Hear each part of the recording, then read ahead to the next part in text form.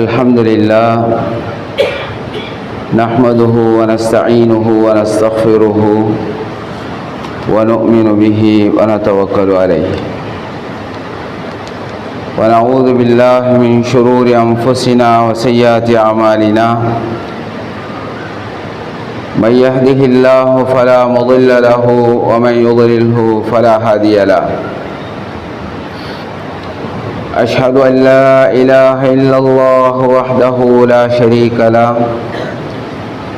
وأشهد أن سيدنا ونبينا مولانا محمدا عبده ورسوله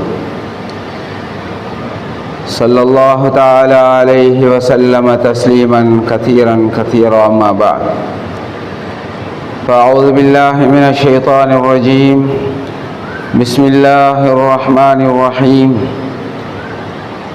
يحسبهم الجاهل أغنياء من التعفف وقال تعالى أيضا واتقوا الله ما استطعتم وقال النبي صلى الله عليه وسلم إذا سألت فاسأل الله وإذا استعنت فاستعن بالله واعلم أن الأمة لو اجتمعت على أن ينفعوك لن ينفعوك بشيء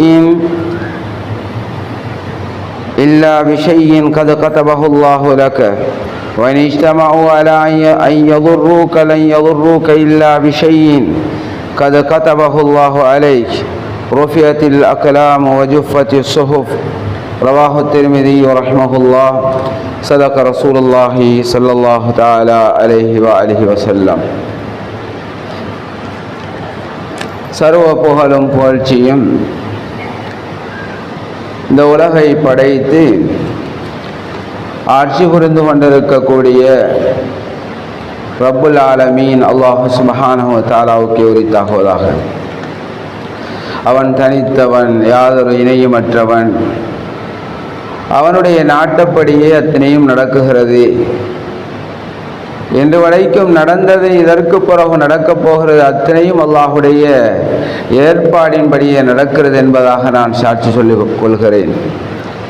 இந்த உலகத்துக்கு, இந்த உலகத்தின் இறுதி தூதராகவும் எம் அனைவருடைய தலைவராகவும் எமக்கெல்லாம் எவ்வாறு வாழ வேண்டும் என்ற அந்த சத்திய மார்க்கத்தை எமக்கு கொண்டு வந்து அளித்த அல்லாஹுடைய தூதர், எம் அனைவருடைய தலைவர், தாஜுல் மதீனா, அந்த மதீனாவுடைய கிரீடம், சையதுல் அம்பியா வல் முர்சலீன், நபிமார்கள் ரசூல்மார்களுடைய தலைவர் ஸல்லல்லாஹு அலைஹி வஆலிஹி வஸல்லம் அன்னார் மீதும், அன்னாரின் தோழர்கள், தாபிஊன்கள், தாபியீன்கள், அன்று தொட்டு இன்று வரைக்கும் வாழக்கூடிய உண்மையான முஸ்லிம்கள், முஃமின்கள் அனைவர்கள் மீதும் அல்லாஹுவின் அருளும் கருணையும் உண்டாகுவதாக. புனிதமான ஜும்ஆவுடைய கடமையை நிறைவேற்றுவதற்காக அல்லாஹுவின் இறையில்லமா மஸ்ஜிதில் ஒன்று கூடியிருக்கும் அல்லாஹுவின் நல்லடியார்களே, அன்பு சகோதரர்களே, வாழ்க்கையில் அல்லாஹுவை பயந்து இறையச்சத்தோடு அவனுடைய ஏவல்களை எல்லாம் முடியுமான அளவு எடுத்து நடந்து கொள்ளுமாறும், அவன் விலக்கிய தடுத்த விலகி இருக்க வேண்டும், தவிந்து கொள்ள வேண்டும் என்றெல்லாம் பணித்த அத்தனை பணிப்புகளையும் அத்தனை விலக்கல்களையும் தங்களுடைய வாழ்க்கையில் முற்றுமுழுதாக விலக்கி அதிலிருந்து ஒவ்வொருவர்களும் ஒதுங்கி நடந்து கொள்ளுமாறு முதல் அடியனுக்கும் அப்பால் உங்களுக்கும் வசியா என்ற அடிப்படையில் நற்கட்டளை பிறப்பிக்கிறேன். கண்ணியமானவர்களே, சத்திய இஸ்லாம் மக்களுக்கு எப்படி வாழ வேண்டும் என்ற ஒரு தெளிவான வாழ்க்கை முறையை சொல்லி காண்பிக்குகிறது. சகோதரர்களே, பெரியார்களே, உலகத்தில் மனிதர்கள் கண்ணியமானவர்கள். இறைவனுடைய அத்தனை படைப்பிலையும் சிறந்த படைப்பு என்பதாக அல்லாஹ் சொல்லக்கூடிய ஒரு படைப்பு என்றால் அது இந்த சமுதாயமாக மனிதர்களாகத்தான் இருக்கிறார்கள். மனித வாழ்க்கையில் மனிதன் கண்ணியமாக, கௌரவமாக, அவனுடைய வாழ்க்கையில் அவன் ஒரு மரியாதையாக வாழ்ந்துவிட்டு செல்ல வேண்டும் என்பதை அல் குர்ஆனும் அல் ஹதீஸும் அடிக்கடி ஒரு போதனையாக, ஒரு வழிகாட்டலாக, ஒரு உபதேசமாக எமக்கெல்லாம் சொல்லிக் கொண்டிருக்கிறது. அன்பான சகோதரர்களே, சொல்லுவார்கள், வாழ்ந்தால் மானத்தோடு வாழ வேண்டும், மரியாதையோடு வாழ வேண்டும் என்று சொல்லுவார்கள். மானத்தோடு வாழாதவன் மனிதன் கிடையாது. மானமின்றி வாழ்பவனை விட ஒரு விலங்குகளாக வாழ்வது சிறந்தது என்றெல்லாம் சொல்லுவார்கள். சகோதரர்களே, மரியாதைக்கு ஒரு முக்கியத்துவம் இருக்கிறது. சொல்லுவார்கள் சுயமரியாதை என்பதாக சொல்லுவார்கள், தன்மானம் என்பதாக சொல்லுவார்கள். உலகத்தில் மனிதனாக பிறந்த அவன் எந்த அடிப்படையில் இருக்கலாம், அவனுக்கென்று ஒரு கண்ணியம், கௌரவம், மரியாதை, சங்கையை இஸ்லாம் கொடுத்திருக்கிறது. நீ எப்படியும் இழிவுபட்டு தாழ்ந்து அடிபட்டு குட்டிச்சுவராக ஆகி உலகத்திலே நீ வாழ வேண்டும் என்ற அந்த கோட்பாடு இஸ்லாத்திலே கிடையாது.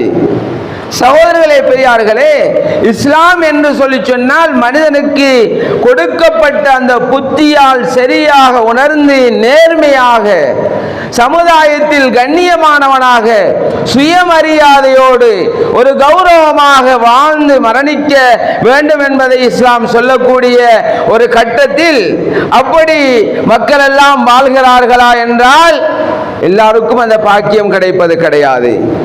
வாழ்க்கையிலே துனியாவிலே பிறந்தவர் ஒருவர் அழகாக வாழ்ந்துவிட்டு மரணிக்கும் பொழுது சொல்லுவார்கள் மரியாதையாக வாழ்ந்தவர், கண்ணியமாக வாழ்ந்தவர், தன்மானத்தோடு வாழ்ந்தவர், மாஷா அல்லாஹ், யாருக்கும் எந்த பிரச்சனையும் இல்லாமல் அவரும் அவருடைய சோழியும் அவரும் அவருடைய வேலையும் அவரும் அவருடைய விஷயங்களுமாக வாழ்ந்துவிட்டு மரணித்திருக்கிறார் என்பதாக பெருமையாக பேசக்கூடிய அந்த பேச்சு அது எல்லாருக்கும் கிடைப்பது கிடையாது.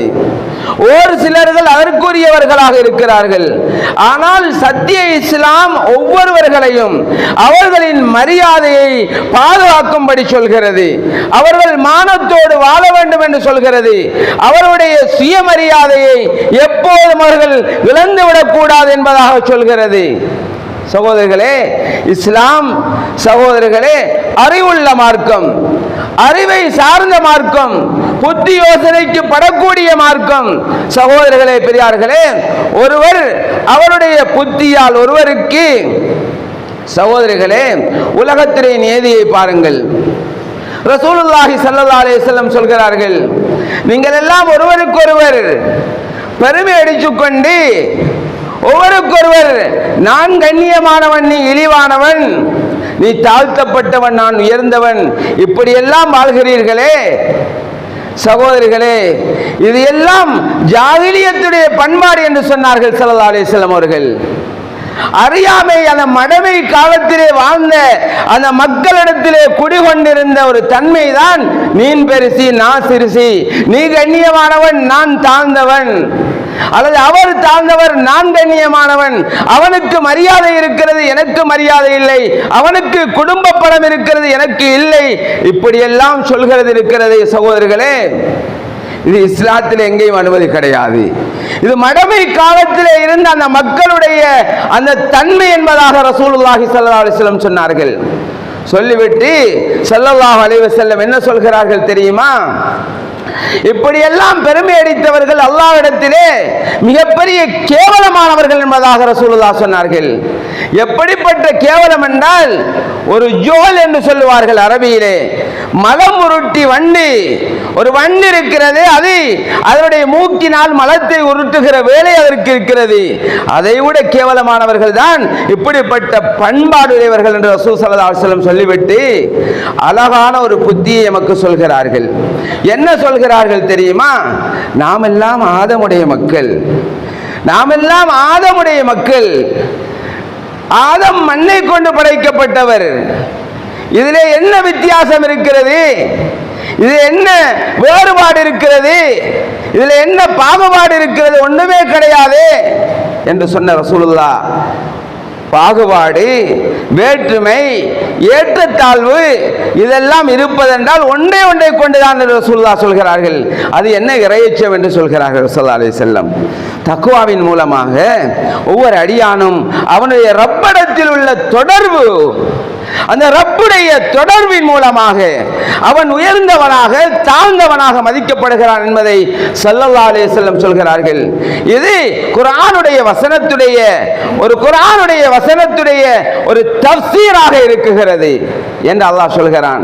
யா அய்யுஹன் நாஸ், எங்களை பார்த்து அல்லாஹ் சொல்கிறான், யா அய்யுஹன் நாஸ், மக்களே, இன்னா கலகனாக்கும் மின் ஸக்கரின் வ உன்ஸா, உங்களை நாங்க ஆண் பெண்ணாக படைச்சிருக்கிறோம். வஜஅல்னாக்கும் ஷுஊபன் வ கபாயில, உங்கள கிளைகளையும் உங்களுடைய கூட்டங்களையும் நாம் ஆக்கியிருக்கிறோம். என்னத்துக்கு தெரியுமா? லிதஆரஃபு, அறிமுகம் என்ற ஒன்று இருக்க வேண்டும் என்பதற்காக, உங்களுக்கு மத்தியில் நீங்கள் அறிமுகமாக கொள்வதற்காக, உங்களுக்கு மத்தியில் இவர் என்ன கோத்திரத்தை சேர்ந்தவர் என்பதை தெரிந்து கொள்வதற்காக மாத்திரம்தான். பெருமைக்காகவோ புகழுக்காகவோ கண்ணியத்துக்காகவோ அப்படி கிடையாது என்று அல்லாஹ் குர்ஆனிலே சொல்கிறான். சொல்லிவிட்டு அல்லாஹ் இந்த கண்ணியம் எதை கொண்டு என்பதை இந்த ஆயத்துடைய தொடர்ச்சியாக சொல்லும் பொழுது அல்லாஹ் அழகாக கோடிட்டு காட்டுகிறான். என்ன சொல்கிறான் தெரியுமா? இன்ன அக்ரமக்கும், நிச்சயமாக உங்களில் சங்கையானவர், சிறந்தவர், கண்ணியமானவர் யார் என்று சொல்லி சொன்னால் அத்காக்கும், உங்களில் இறைச்சம் உள்ளவர், அல்லாஹ்வை பயந்து வாழக்கூடியவர், அல்லாஹ்வுடைய கட்டளைகளை எடுத்து நடக்கக்கூடியவர், அல்லாஹ் ரசூல் எதனை விளக்கினார்களோ அதை தங்களுடைய வாழ்க்கையில் விலக்கி ஒதுங்கி நடந்தவர். சுப்ஹானல்லாஹ், இதைத்தான் குர்ஆன் சொல்கிறது. இதை தவிர சகோதரர்களே, ரப்புடைய முடிவு இதுதான். அல்லாஹ் சொல்கிறான், யாருக்கும் யார் தலை குனிந்து நடக்க வேண்டிய கடமைப்பாடு உனக்கு கிடையாது. உன்னுடைய மரியாதை, ரசூல் ஸல்லல்லாஹு அலைஹி வஸல்லம் சொல்கிறார்கள், லா யம்பகி லிரஜுலின் அன் யுதில்ல நஃப்ஸஹு என்று ரசூலுல்லாஹ் சொன்னார்கள். யாருக்குமே தன்னை நஃப்ஸை தாழ்த்திக் கொள்கிறது, தன்னை கேவலப்படுத்திக் கொள்கிறது, தன்னை அடிமட்டத்தில் ஆக்கிக் கொள்கிறது, தன்னை மிக தாழ்ந்தவன், கீழ்ச்சாதி, ஒதுக்கப்பட்டவன் என்று சொல்கிறது யாருக்குமே அவசியம் கிடையாது என்று ரசூலுல்லாஹி ஸல்லல்லாஹு அலைஹி வஸல்லம் சொல்கிறார்கள். எல்லாமே சமமானவர்கள். சகோதரர்களே, ஒவ்வொருவருக்கும் ஒவ்வொரு மரியாதையை, இவருக்குள்ள மரியாதை அவருக்கு, அவருக்குள்ள மரியாதை இவருக்கு. சிறுவனாக இருந்தால் ஒரு மரியாதை, பெண்ணாக இருக்கும் பொழுது ஒரு மரியாதை, வாலிபனாக இருக்கும் பொழுது ஒரு மரியாதை, அதே போன்று வயோதிபராக இருக்கும் பொழுது ஒரு மரியாதை. சகோதரர்களே, இதெல்லாம் இருக்குகிறது.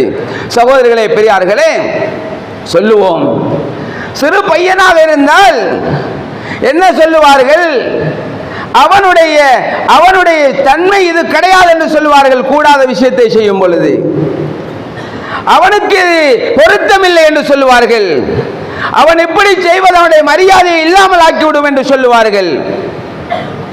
அந்த பிள்ளையை பார்த்து பெரியோர் தண்டிக்கும் பொழுது அந்த பிள்ளைக்கு ஏற்றவாறு தண்டிக்க வேண்டும் என்று சொல்லுவார்கள். அந்த பிள்ளைக்கு தோதுவான அளவு தண்டிக்கப்பட வேண்டும் என்று சொல்லுவார்கள். இல்லை என்றால் மனிதனா மிருகமா மாடா என்று கூட ஏசக்கூடிய ஒரு அமைப்புகள் இருக்கிறது. இவருக்கு பொருத்தமில்லை, எப்படி இவருக்கு பொருத்தம் எப்படி நடந்து கொள்ள வேண்டும்? சிறுபிள்ளையுடன், சிறுபிள்ளை பெரியார்களுடன் எப்படி நடந்து கொள்ள வேண்டும்? சமூகத்துடன் எப்படி நடந்து கொள்ள வேண்டும்? அவனுடைய மரியாதையை அவன் பாதுகாக்க வேண்டும், இவருடைய மரியாதையை இவர் பாதுகாக்க வேண்டும். கணவன் மனைவியாக இருக்கிறார்கள், கணவனுக்கு ஒரு மரியாதை இருக்கிறது. அந்த மரியாதையை அவர் விட்டுக் கொடுக்க முடியாது.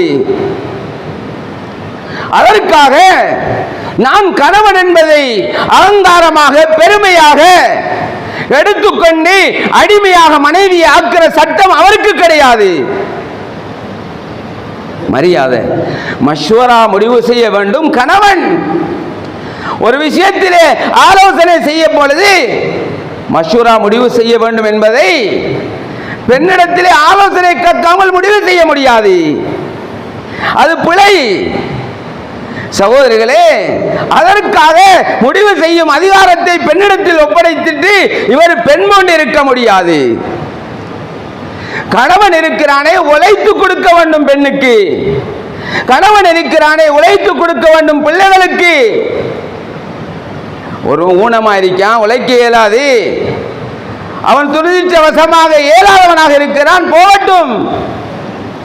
சகோதரிகளே, திருமணம் முடித்து வாழுவேன், உன்னை இழுத்துச் செல்வேன், மௌத்து வரைக்கும் பாதுகாப்பேன் என்று சொன்ன நீ உன்னுடைய மனைவியை மானங்கட்டு வெளிநாட்டுக்கு அனுப்ப முடியாது. நீ வீட்டில் இருந்து கொண்டு மாதாந்தம் அவள் அறியும் சம்பளத்தை எடுத்துக்கொண்டு திண்டு குடிச்சு மகள முடியாது.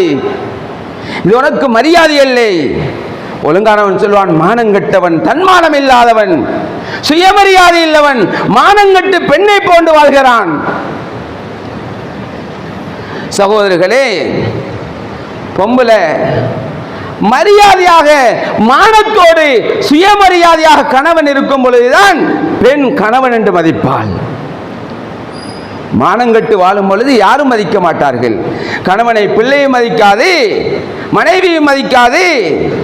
சகோதரர்களே, அதற்காக மனைவிக்கு அதிகாரத்தை செலுத்த முடியாது. தனக்கு இருக்கக்கூடிய சுயமரியாதையை பெருமை போன்று பயன்படுத்த முடியாது. அதிகார துஷ்பிரயோகம் செய்ய முடியாது. அளவோடு இருக்க வேண்டும். உயரவும் முடியாது, தாழ்ந்து மண்டியிடவும் முடியாது. மனைவிதான் என்று அப்படியே குட்ட குட்ட வாங்கிட்டே இருக்கிறாரு.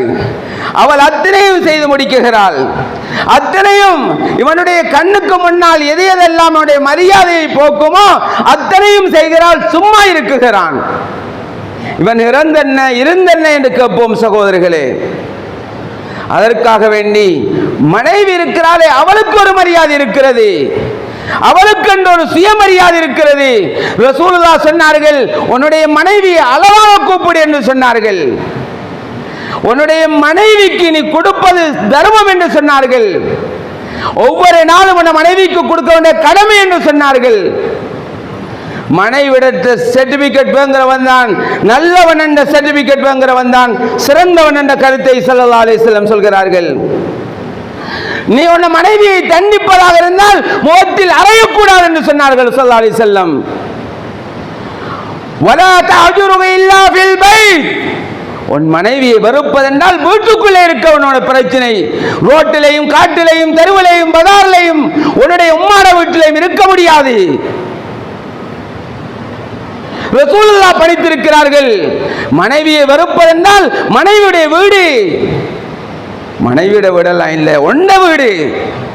இப்ப சேலும் அப்படித்தான் அடிக்கின்ற, வாயிலையும் அப்படித்தான் வந்துட்டு மனைவியோட வீட்டில் எல்லாரும் இருக்கும். சகோதரிகளே, ஒன்ன வீட்டில் தான் நீ வெறுக்கணும். ரோட்டிலேயோ எங்கேயோ நீ வெறுக்க முடியாது. உன்னோட அகங்காரம் இருக்கி, தைரியம் இருக்கின்றி அவளோட கண்ணியத்தை நீ பாழாக்க முடியாது. ரசூலுல்லாஹி ஸல்லல்லாஹு அலைஹி வஸல்லம் அந்த அளவு மரியாதையை கொடுத்திருக்கிறார்கள். சொன்னார்கள், உன்னுடைய கணவன் தான் உன்னுடைய சொர்க்கம் என்றார்கள். மாறி எப்படி சொல்றாங்க பாருங்க, உன்னுடைய கணவன் தான் சொர்க்கம், மரியாதை செய்ய வேண்டும் அவனுக்கு என்று சொன்னார்கள் ஸல்லல்லாஹு அலைஹி வஸல்லம். ஒரு பெண் 5 நேர தொழுகையும் தொழுது ரமலானுடைய நோன்பை நோற்று தன்னுடைய கணவனுக்கும் வழிபட்டு வாழ்ந்து மரணித்தால் சொர்க்கத்திலே 8 வாயில்களும் என்னூடாக வா என்பதாக சொல்லும் என்ற ரசூலுல்லாஹ் பணித்திருந்த ரசூலுல்லாஹ் பேலன்ஸ் பண்ணி சொல்றாங்க. பொம்பளைட்ட ஆம்பளை நல்ல பேர் கேட்கணும், ஆம்பளைட்ட பொம்பளை நல்ல பேர் கேட்கணும், ரெண்டும் சரியா இருக்கணும். யாருக்கும் யாருக்கும் ஒன்று கூட ஒன்று குறையண்டு இல்லை. ரசூலுல்லாஹ் சொன்னாங்க, பாப்பா நீ மகன், மகன ரசூலுல்லாஹ் சொன்னாங்க, அக்ரிமு அவுலாதக்கும், உட பிள்ளைகளோடு சங்கையாக நடந்து கொள்ளுங்கள் என்று ரசூலுல்லாஹ் சொன்னார்கள். பிள்ளைண்டா யாரு? அல்லாஹ்வுடைய அமானிதம், அல்லாஹ்வுடைய ஹிபா நன்கொடை உனக்கு பிள்ளையாக தந்திருக்கிறான்.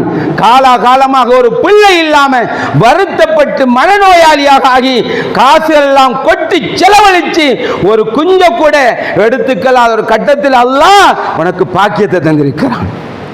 அந்த பிள்ளையை நீ நினைச்ச மாதிரி பாவிக்க இயலாது. அக்ரிமு அவுலாதக்கும், உன பிள்ளைகளை சங்கைப்படுத்துங்க, மெதுவாக கூப்பிடுங்க, அழகாக அரவணைங்க, அந்த பிள்ளைகளோட கொஞ்சம் விளையாடுங்க, உட இரக்கத்தை பரிமாறுங்க.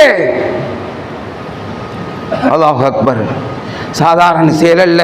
பெருமானார் ஸல்லல்லாஹு அலைஹி வஸல்லம் அவர்கள் தன்னுடைய பேர குழந்தையை முத்தமிடும் பொழுது அங்கே இருந்த அக்ரா பின் ஹாபிஸ் என்று சொல்லக்கூடிய நபித்தோழர் சொல்கிறாரே, இன்னலி அஷரா மினல் அவுலாத், 10 பிள்ளை இருக்கு யா ரசூலல்லாஹ், மா கப்பல்து அஹதம் மின்ஹும், அவர்கள் யாரை நான் முத்தமிட்டது கிடையாது. இதனை கேட்ட ரசூலுல்லாஹ் ஆத்திரமடைந்தார்கள். சொன்னாங்க ரசூலுல்லாஹ், அவ அம்லிக்கு அன்னஸால்லாஹ், நிறைய பேர் மார்க்கம் என்று அவன் மூளையில பட்டதெல்லாம் மார்க்கமாக்கிட்டு சொல்லிக்கொண்டு தெரிகிற வேலையை நாமெல்லாம் எடுக்க முடியாது. ரசூலுல்லாஹ் தண்டித்தார்கள். நம்ம நினைப்போம் அவரை உள்ள உடைஞ்சிடும், நம்ம கதைக்கப்படாது. மார்க்கம் வந்தால் அதை சொல்லிக் கொடுக்க வேண்டும். அங்கே அவரை கண்ணியப்படுத்தும் பொழுது மார்க்கம் குழிதோண்டு புதிக்கப்படுகிறது. ரசூலுல்லாஹ் அவரை தண்டிச்சாங்க. சொன்னாங்க ரசூலுல்லாஹ், அவ அம்லிக்கு அல்லாஹு ஃபீ கல்பிக ரஹ்மா, உன் உள்ளத்திலிருந்து இரக்கத்தை அல்லாஹ் கலட்டியதற்கு நான் பொறுப்பா என்று ரசூலுல்லாஹ் கேட்கிறாங்க. பிள்ளைக்கு என்ன உபதேசம்? பாப்பாட கண்ணியம். வலா தகுல் லஹுமா உஃபின், பாப்பா அம்மாண்ட சீன்னு கூட சொல்லப்படானி. பாப்பா அம்மாவை சந்தோஷமாக பார்க்கிறது இபாதத் உனக்கு.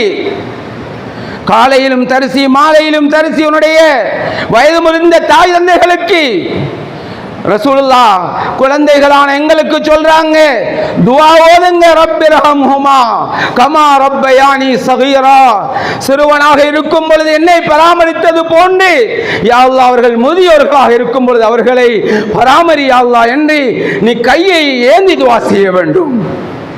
இது உனக்குரிய சட்டம். உன்னுடைய வாப்பா யார்?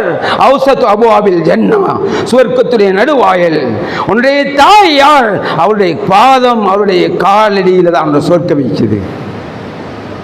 அல்லாஹ் அக்பர். எப்படி ரசூலுல்லாஹ் மரியாதையை கொடுத்து வாழுங்க சகோதரர்களே. பாப்பாதான் என்பதற்காக மகனை கேவலமான தூசண வார்த்தைகளாலே அவனை கூறி அவனை நிந்தித்து மரியாதை குறைவாக பேச முடியாது. ஷரியத்தில் அனுமதி கிடையாது. பாப்பாதான், கணவன் தான். வேண்டாம் சகோதரர்களே, ஒவ்வொன்றுக்கும் அல்லாஹ் பெரிய தண்டனைகளை வைத்திருக்கிறான். மரியாதையை போக்குறது, அவங்க மரியாதையை இழக்கிறது என்றது ஷரியத்தில் எங்கேயும் அனுமதி இல்லை. சகோதரர்களே, பெரியார்களே, முதியவர்னா அவருடைய கண்ணியம் அவருக்கு இருக்கணும். தாடி பழுத்திருக்குது, தாடி பழுத்திருக்குது, முகத்தில் ஜீனா, தாடியுடைய ஜீனா பார்த்தா கெட்ட வார்த்தையை பேசிக்கொண்டு இருக்கிறான். இது அவனுடைய மரியாதைக்கு கேடு. அது ஒரு பெரியவராக இருந்தால், ஒரு முதியவராக இருந்தால் அவருக்கு நடக்கிற ஒழுக்கம், தன்மானம், சுயமரியாதை அவருக்கு இருக்க வேண்டும். நினைச்சமாய் ஜோக் அடிச்சுட்டு, நினைச்சமாய் தூசண வார்த்தை பேசிட்டு, நினைச்சமாய் கேலி செஞ்சுட்டு அவனை மரியாதையை இல்லாமக்கி அவனை ஜோக்கர் மாய் பார்க்க ஆரம்பிச்சிடும் சமூகம். சகோதரர்களே, பெரியார்களே, சிறுவர்கள் என்றால் அவன் மரியாதை செய்ய வேண்டும். அவன் மானத்தை காப்புறதோடு பெற்றார்களுக்கு, பெரியோர்களுக்கு, குடும்பத்தினர்களுக்கு. சகோதரர்களே, ரசூலுல்லாஹ் சொன்னாங்க, எல்லாருக்கும் ஒரு மரியாதை இருக்குது. வாப்பா மௌத்தாகினா அன்னைக்கு குடும்பத்தில் வார பிரச்சனை யாரும் முடிவு கட்ட இயலாது. அன்னைக்கு பிரச்சனை, ஜனாதாவை தூக்கல பிரச்சனை. ஏண்டா குடும்பத்துக்கு தீன கொடுக்கல முதல் கட்டம். நான் என்ன சொல்ல வாரண்டா, ரசூலுல்லாஹ் சொல்றாங்க ஸல்லல்லாஹு அலைஹி வஸல்லம், அல் அஹுல் கபீர் பி மன்சிலத்தில் அபி என்று சொன்னார்கள் ரசூல் ஸல்லல்லாஹு அலைஹி வஸல்லம். உன்னுடைய பெரிய சகோதரன் உன் பாப்பாவுடைய ஸ்தானத்தில் இருக்கிறான் என்ற அந்த தீனை பிள்ளைகளுக்கு கொடுக்கல. மரியாதையை அந்த குடும்பத்துடைய மூத்த சகோதரன் வாப்பாவை போல வாப்பாக்கு பின்னால குடும்பத்தை நெறிப்படுத்தி அந்த குடும்பத்தை சரியாக நடத்தக்கூடிய தகமை இஸ்லாம் அவருக்கு கொடுத்திருக்குது. சகோதரர்களே, பெரியார்களே, அவர் அப்படித்தான் நடக்கணும். அவர் மாற்றமாக எல்லாத்தையும் சுரண்டி எடுத்து நிறைய பேர் மூத்த பேர் இருக்கிறாங்க. சகோதரர்களே, முழு வாப்பாட உறுதி அவன கையில தான். எந்த தங்கச்சியும் கொடுக்கறல்ல, ராத்தாக்கும் கொடுக்கறல்ல, அந்த சின்ன பொடியமா தம்பிமா இருந்தா அவனும் கொடுக்கறல்ல. அவ்வளோத்தையும் கட்டி கொண்டு போறான் நரகத்துக்கு. ரசூலுல்லாஹ் கொடுத்த மரியாதையை ஒருவர் சொல்றாரு, எங்க தம்பி இருக்கிறானே 100 ரூபாயை கொடுத்தா கொள்ளுவான். யாரு சொல்ற? உடன் பிறந்த நானா சொல்றாரு. ஏண்டா சகோதரர்களே, மரியாதை எட்டி போய்விடும். அவரவர் தன்னுடைய சுய மரியாதையை பாதுகாக்க வேண்டும். சகோதரர்களே, கண்ணியமான சகோதரர்களே, ரசூலுல்லாஹ் சொன்னாங்க, உம்மா இல்லை சாட்சி பெரியம்மா இருக்கிறாங்களே, அல் ஹாலா பி மன்சிலத்தில் என்று சொன்னாங்க ரசூலுல்லாஹி அலைஹி வஸல்லம். சாட்சி பெரியம்மா உம்மாட அந்தஸ்தில் இருக்கிறாங்க. உன்னை தாய்க்கு கொடுக்கிற மரியாதை, உன்னை தாய்க்கு கொடுக்கிற அந்தஸ்து உன்னை பெரியம்மாக்கு கொடுக்கணும், நீ உன்னை சின்னம்மா கொடுக்கணும். இது யாரு? உம்மாவோட உடன் பிறந்த பெரியம்மா சின்னம்மா, அம்மாவுடைய ராத்தா தங்கச்சி தான் இப்போ சொல்ல வாரது. இன்னொன்று பெரியம்மா இருக்குது, அவங்க மகரம் இல்லை. அது வாப்பாட தம்பி நானாமார் முடிச்ச அந்த பெண்கள், அவங்க மகரம் இல்லை. சகோதரர்களே, பெரியார்களே, எனவே இப்படித்தான் இஸ்லாம் சொல்கிறது. மரியாதையாக இருக்கணும். தானே பணிய வேண்டும் என்றால், ஒரு அடிமை, ஒரு மனிதன் பணியக்கூடிய ஒரு இடம் என்றால் அது அல்லாஹ்வுக்கு முன்னிலை தான். யாருக்கும் சுஜூத் செய்ய முடியுமா சகோதரர்களே? சுஜூத் என்றால் தான் அடிமை என்பதை நிரூபித்தல். உலகத்தில் யாருக்கும் செய்ய முடியாது. ஒரு முஸ்லீம் என்றால் அவனுடைய உயிர் போனாலும் யாருக்கும் செய்ய முடியாது. அது செய்யக்கூடிய ஒரு ரப் என்றால் அது அல்லாஹ்வுக்கு தான் இருக்கிறது. அதை அல்லாஹ் சொல்றான். ரப்புண்டா ஒருவன் தான் இருக்கணும். 250க்கு அதிகமான வசனங்கள்ல நீங்க சிந்திக்க வேண்டாமா என்று அல்லாஹ் கேட்கிறான். யோசிக்கப்படாதா? நீங்க யாரை வணங்கணும்? வணங்குறவன் எப்படி இருக்கணும்? சும்மா இல்லை. குர்ஆனை யாரும் படிக்கிறல இந்த காலத்தில். எல்லாம் படிக்கிற ஃபதாயிலையும் அதையும் இதையும் படிச்சுட்டு சமூகமாக மௌத்தாயி மன்னரையில் போய்கொண்டு இருக்கிறோம். அல்லாஹ்வுடைய கலாமுக்கு விளக்கமோ தர்ஜுமாவோ எதுவுமே தெரியாது. அது கொஞ்சம் கூட்டம் உலமாக்கள் படிச்சுட்டு இருக்கட்டும், நமக்கெல்லாம் தேவையில்லை. உங்களுக்கு ஃபதாயில படிக்கத்தான் அல்லாஹ் உங்களை உலகத்தில் அனுப்பினது. ஏன் அல் குர்ஆன் எதற்கு அனுப்பப்பட்டது? அல் குர்ஆனை படிக்க கூடாது என்று அல்லாஹ் கேட்கிறது விளங்குறது இல்லையா? நமக்கு ஆராய்ச்சி செய்ய வேண்டாமா என்று குர்ஆன் கேட்கிறது விளங்குறது இல்லையா? அதை யாரை பார்த்து அல்லாஹ் கேட்கிறான்? உலமாக்களை பார்த்தா. யார் சொன்னது அப்படி கேட்டான்னு சொல்லி? ஒருத்தருக்கும் ஒரு ஃபிக்கர் இல்லை. சகோதரர்களே, பெரியார்களே, நிறைய சம்பவங்களை அடுக்கி கொண்டு போவோம். ஒன்றும் குர்ஆன் ஹதீஸுக்கு உட்பட்டதாக இருக்காது, அல்லாஹ் ரசூல் சொன்னதாக இருக்காது. சஹாபாக்களுடைய காலத்தில் ஒருவர் மற்றவரை சந்தித்தா கூட சூரத்துல் அஸ்ரை ஒருவர் மற்றவருக்கு ஓதுவார். வல் அஸ்ர், காலத்தின் மீது சத்தியமாக, இன்னல் இன்சான லஃபீ ஹுஸ்ர், நிச்சயமாக மனிதன் நஷ்டத்திலே இருக்குகிறான். இல்லல்லதீன ஆமனு வஅமிலு ஸாலிஹாத், ஈமான் கொண்டு நல்லமல்கள் புரிந்தோர்களை தவிர, வதவாஸோ பில் ஹக்கி, உண்மையை கொண்டு தங்களுக்கு மத்தியில் உபதேசம் பண்ணி, வதவாஸோ பிஸ் ஸப்ர், பொறுமையாக இருக்கக்கூடியவர்களை தவிர என்று அல் குர்ஆன் சொல்லக்கூடிய அந்த வசனத்தை ஒருவர் மற்றவர்கிட்ட ஓதி காண்பிப்பார். இது சஹாபாக்கள் இருந்த தன்மை. சகோதரர்களே, பெரியார்களே, அல்லாஹ்வுடைய நல்லடியார்களே, வாழ்க்கையில் மானத்தோட மரியாதையோட வாழணும். அவனை அடித்து இவனை அடித்து அவன்ட காசை பிடுங்கி இவன்ட காசை பிடுங்கி வெளிரங்கமாக பிடுங்கி உள்ரங்கமாக பிடுங்கி மேலால் எடுத்து அண்டைக்கு ரோண்டால் எடுத்து, சகோதரர்களே, வாழ்ந்து மரியாதை கட்டு வாழ்ந்ததை விட அப்படிப்பட்ட உலகத்தில் இருக்கிற அந்த சாபக்கடை இல்லாமலாக்க வேண்டும். எல்லாம் அப்படித்தான். எல்லாம் மரியாதையெல்லாம் இல்லை. மரியாதை கட்டு வாழ்றதே மரியாதையா போயிடுச்சு. ஒரு சீதனை பிச்சை எடுக்கிறத பாக்குங்க. அந்த பொம்பளை பாஷா அல்லாஹ் அந்த புள்ளையை வளர்த்து ஆளாக்கி படிக்க வச்சு உனக்கு ஒரு மனைவியா தந்தது அந்த பெற்றோருடைய குற்றம் தான் நான் சொல்லுவேன். அதை வாழ வச்சு உன்னுடைய ஜாயிதான தேவையான அவனுடைய தேவைகளை பூர்த்தி செய்ய அல்லாஹ் உனக்கு நியமத்தா தந்திருக்கிறான், மனைவியா தந்திருக்கிறான். இப்ப அவளை வாழ வைக்கிறதுக்கு நீ காணியை கக்கா, நீ அவளை வாழ வைக்கிறதுக்கு காசை கக்கா, பணத்தை கக்கா. உனக்கு மரியாதை இல்லை. நீ அப்படிப்பட்டவன் ஆம்பளையே கிடையாது. நம்ம சொல்லுவோமா இல்லையா? முதுகெலும்பு இல்லாதவன். வாலிபர்களே, உங்களுக்காக என்னுடைய உடன்பிறவா சகோதரர் என்று சொல்கிறேன், தைரியப்படுங்கள். சத்திய இஸ்லாத்தை நிலைநாட்டி வீர சின்னங்களாக வாழ்ந்து தன்மானத்தோடு மரணிப்பதற்கு வாலிப கூட்டமே தயாராகுங்கள். இப்படி போய் திரிக்கப்படாது. எல்லாம் செய்யறது சரிதான். குடும்பத்தில் 10 பேர் வைக்கான், 9 பேரும் செய்தானே நான் வைக்கான், நீ எப்படி வாங்காம இருக்கான்னு உம்மா சொல்றா. அவன மனதை உறுத்துது. என்ன எல்லாம் தான் வாங்கிட்டு போறான், நம்ம வைங்கிறதுல என்ன இருக்குது? அப்படி அல்லாஹ் தடுத்தது, அல்லாஹ் வேணாம்னு சொன்னது, நீ வேங்கிறது அநியாயம்னு சொன்னது, நீ வேங்கிறதால பொண்ணூட்டுக்காரன் கஷ்டப்படுவான்னு சொன்னது, கடனாளியாக ஆகுவான்னு சொன்னது. வேங்கக்கூடிய வாலிபர்களே, நீங்கெல்லாம் தன்மானம் இல்லாமல் வெக்கம் கட்டு வாழ்கிறீர்கள். கண்ணியமான சகோதரர்களே, இருந்தா தௌபா செய்யுங்க, கொடுக்கலுமா நாட்கள் கொடுத்து முடியுங்க. நான் தான் சொல்றது, ஒரு பொம்பளையை வாழ வைக்கிறதுக்கு சாதாரண வீடை கட்டி மரியாதையான புள்ளை எடுத்து போய் வாழ வைங்க. இப்படி தைரியத்தை எடுங்க. எவ்வளவு காசு செலவழிச்சிட்டீங்க, மரியாதையா வாழுங்க. சகோதரர்களே, கொடுத்து வாழுங்க, கேட்டு வாழாதீங்க. நிறைய பேரை பார்த்தா அவன் எப்பயுமே வேண்டி பழக்கம். மட்டார வச்சு வேங்குற, சண்டை வச்சு வேங்குற, ஹஜ்ஜி வந்தா வேங்குற, நோம்பு வந்தா வேங்குற, யாரும் கொடுத்தாண்டா அவனுக்கு பணிஞ்சி பல்ல இழிச்சு பண்ணி பின்னால் அடிக்கிற.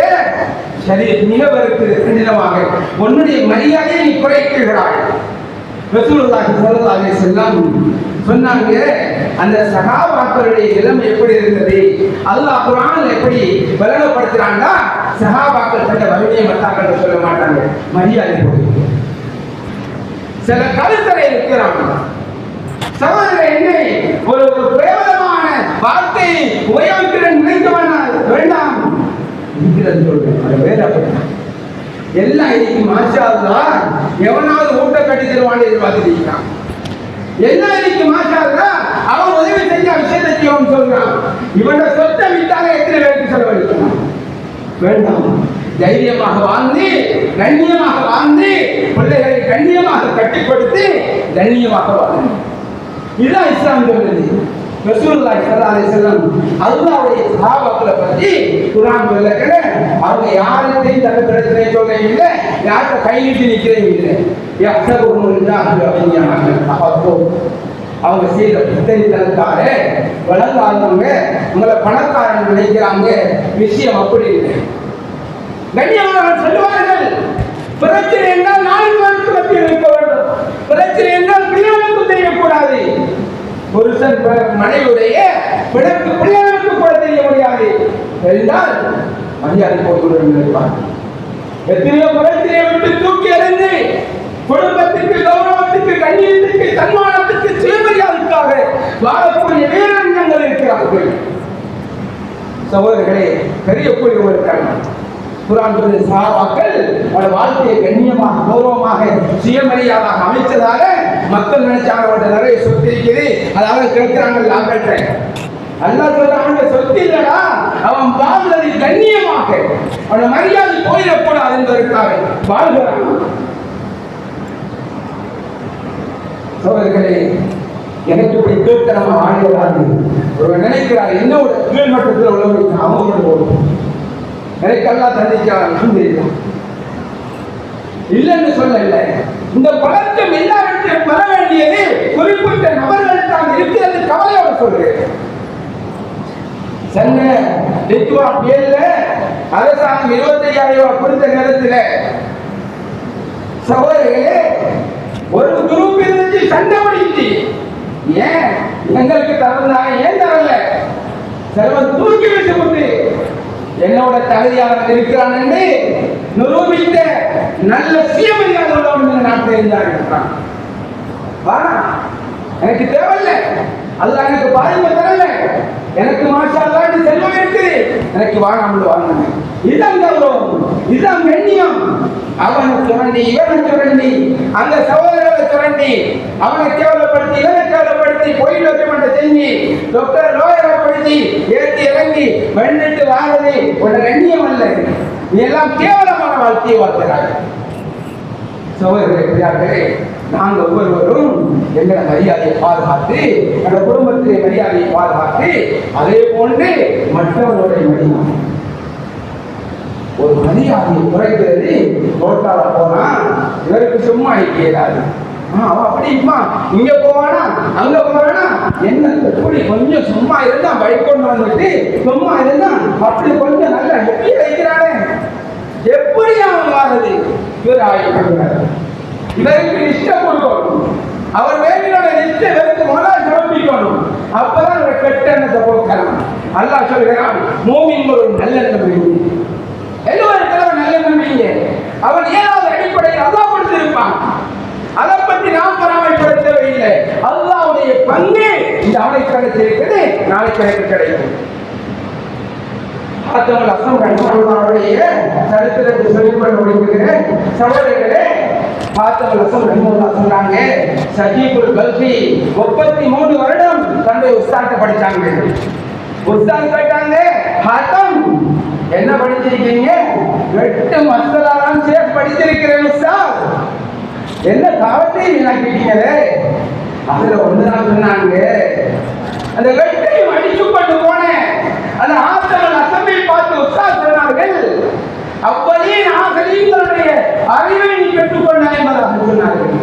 லுக்மானுல் ஹக்கீம் ஞானி என்ற பட்டம் அவர் தொடங்கப்பட்ட ஹாத்தமுல் அஸ்லம் அவர்களுக்கு என்ன சொன்னாங்க, நான் ஒரு ஆயத்தை குர்ஆன்ல இருந்து படிக்கிறேன். நஹ்னு கஸம்னா பைனஹும் ஐஷதஹும் ஃபில் ஹயாத்தி துன்யா, துன்யாவுடைய வாழ்க்கையில் ஒவ்வொருவருடைய வாழ்வாதாரத்தையும் நாம் தான் பங்கு வைத்துக் கொடுத்தோம். அவர் செல்வந்தன் ஆகிக்கிறான், அல்லாஹ் முடிவு. இவர் நடுத்தரம் ஆகிக்கிறான், அல்லாஹ் முடிவு. இவர் ஏழை ஆகிக்கிறான், அல்லாஹ் முடிவு. இதை பார்த்ததற்கு பிறகு கடுகளை வேணும், எனக்கு யார் மீதும் பொறாமை வந்தது கிடையாது. அல்லாஹ் முடிவுல நாம் பொறாமைப்படக்கூடாது. இந்த ரப்பு இன்றைக்கு எனக்கு தரல, நாளைக்கு தருவான். சகோதரர்களே, எப்படித்தான் வாழ வேண்டும்? சுயமரியாதையோடு வாழ்ந்து கொண்டு மூத்தாக வேண்டும். கண்ணியமாக கௌரவமாக யாருடைய பிரச்சனையும் இல்லாமல் மக்கள் எல்லாம் அளவெடுகளுடைய ஜனாதா போகும் பொழுது, சகோதரர்களே, வானம் பூமியும் அளவெடுகளுடைய ஜனாதாவை கூட்டிக் கொள்ளும் பொழுது, இவர் வைக்கப்படும் பொழுது அந்த நாளை அவருடைய சொர்க்கத்திலே ஆரம்பமாக அமைய வேண்டும். இப்படி தானும் நீங்களும் வாழ்ந்து அனுபவிக்கக்கூடிய ஒரு வாய்ப்பை முதல்வன் ரஹ்மான் நம் அனைவருக்கும் தந்தருவதாக. இரக்கமானவனே, உன்னுடைய தீனை புரிய வைப்பாயாக, உன்னுடைய தீனின்படி நடக்க வைப்பாயாக. யா அல்லாஹ், கேவலப்படுத்தக்கூடிய கேவலப்படுத்தக்கூடியவர்கள் கேவலத்திலிருந்து பாதுகாப்பாயாக, சூரியக்காரனுடைய சூரியத்திற்கும் பாதுகாப்பாயாக, பொறாமைக்காரனுடைய பொறாமையோடு பாதுகாப்பாயாக. ஒவ்வொரு மனிதனும் கண்ணியமாக கௌரவமாக சுயமரியாதையோடு வாழ்ந்து மரணிக்க உதவி செய்வாயாக.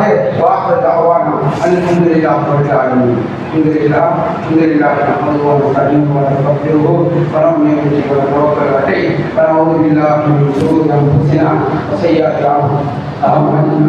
மன் யஹ்திஹில்லாஹு ஃபலா முضل له ومن يضلل فلا هادي له.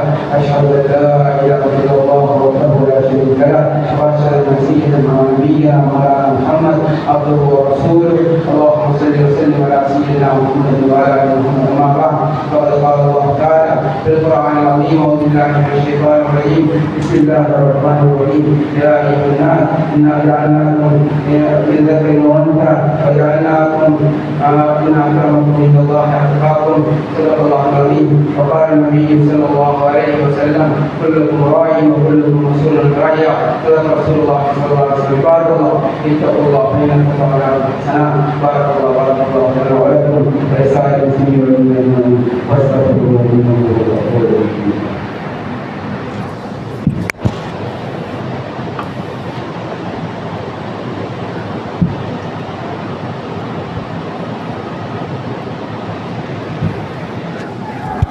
الحمد لله نحمده ونستعينه ونستغفره ونؤمن به ونتوكل عليه ونعوذ بالله من شرور انفسنا وسيئات اعمالنا. من يهده الله فلا مضل له ومن يضلل فلا هادي له. اشهد ان لا اله الا الله وحده لا شريك له واشهد ان سيدنا ونبينا مولانا محمدا عبده ورسوله صلى الله تعالى عليه وسلم تسليما كثيرا عباد الله، اتقوا الله فان التقوى ميراث الحسنى فان التقوى راس كل عباده. يا ايها الذين امنوا اتقوا الله حق تقاته ولا تموتن الا وانتم مسلمون. وقال الله تعالى ايضا: ان الله وملائكته يصلون على النبي يا ايها الذين امنوا صلوا عليه وسلموا تسليما. اللهم صل وسلم على سيدنا محمد وعلى اله وصحبه وسلم. وقال النبي صلى الله عليه وسلم: ارحم امتي امتي ابو بكر رضي الله عنه، واشهدهم بامر الله عمر رضي الله عنه، واصدقهم حياء عثمان رضي الله عنه، ورضي الله عن رضي الله عنه.